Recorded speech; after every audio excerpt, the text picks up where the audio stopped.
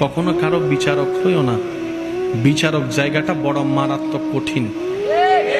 যদি ন্যায় বিচারের মতো ন্যায় বিচার করতে না পারো কোরআন সুন্নাহ মোতাবেক, কাল হাসরের ময়দানে সেটার জন্য তোমাকে ধরাও পাকড়াও করা হবে। সেজন্য বিচারক হতে যেন না।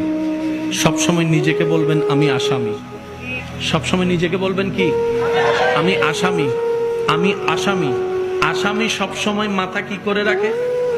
জোরে বলেন, আসামি সবসময় মাথা কি করে রাখে? চোখ কি করে রাখে? আওয়াজ কি করে রাখে? নিচু করে রাখে। এই চিন্তা দিয়ে যদি আমরা এখন চলি, কালকে থেকে দেখবেন এই এলাকার অর্ধেক সমস্যা।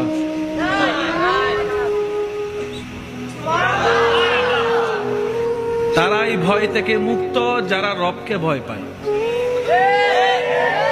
আর একটু জোরে বলেন, আল্লাহ আমাদেরকে নিয়ামত দান করুক।